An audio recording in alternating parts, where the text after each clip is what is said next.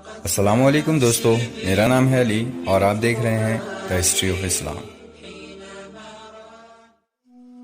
جیسا کہ پچھلی ویڈیو میں آپ کو بتایا گیا تھا کہ کس طرح حضرت ابوبکر صدیق رضی اللہ تعالیٰ عنہ نے حضرت خالد بن سعید کے شکست کے بعد حضرت اکرمہ رضی اللہ تعالیٰ عنہ کے لیے کمک بھیجنا شروع کر دی تھی، لیکن ان لشکروں نے حضرت اکرمہ کے پاس جانے کے بجائے مختلف مقامات پر پڑاؤ کیا تھا۔ ادھر رومی بھی خاموش نہ رہے، انہوں نے بھی مسلمانوں کے ہر ایک لشکر کے لیے الگ الگ لشکر تیار کر کے روانہ کر دیا۔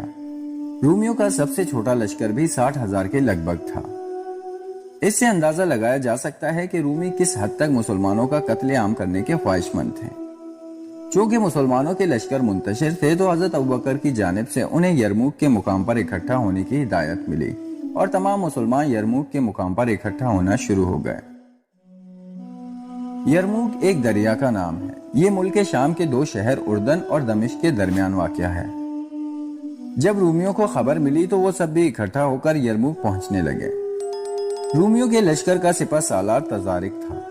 ارول دستے کا کمانڈر جرجا بن تزارہ تھا، جبکہ فوج کے دائیں اور بائیں بازو کے کمانڈر دراکس اور باہان تھے۔ باہان وہی تھا جس نے حضرت خالد بن سعید کے لشکر کو شکست دی تھی۔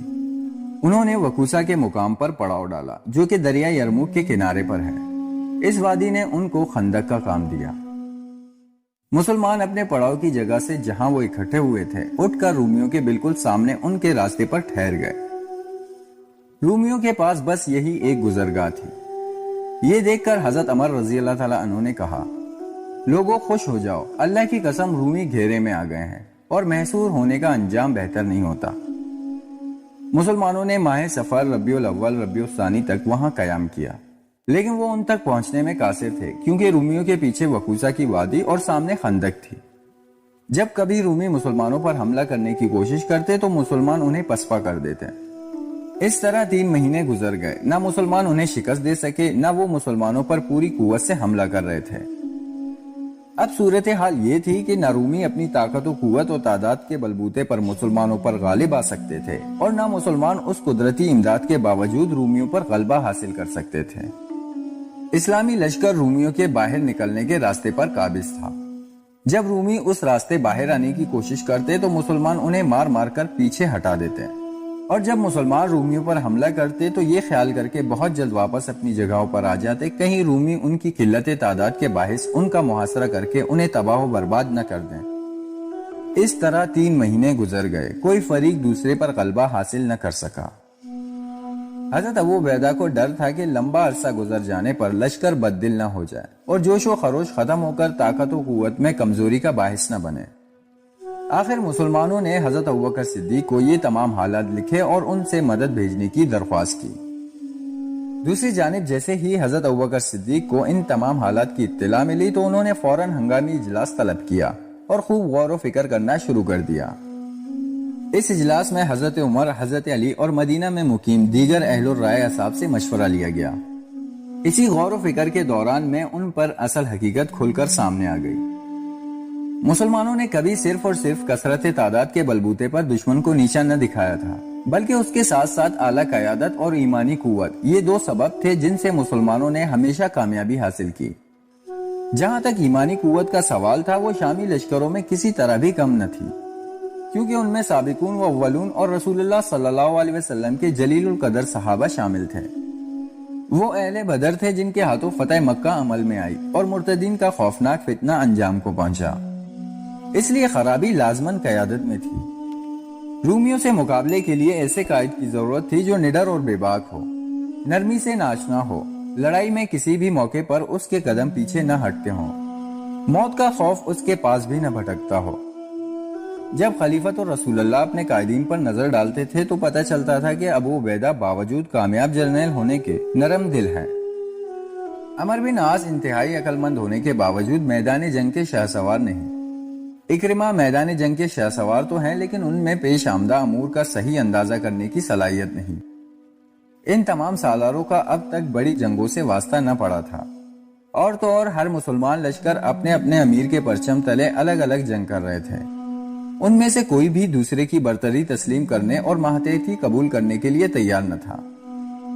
یہاں تک کہ ہر لشکر میں الگ اذان اور علیحدہ نماز ہوتی تھی۔ جب یہ حقیقت حضرت ابوبکر صدیق کے سامنے آئی تو ان کا خیال ایک ایسے شخص پر جا کے رکی جو ایک عظیم سپہ سالار بننے کے لائق تھا۔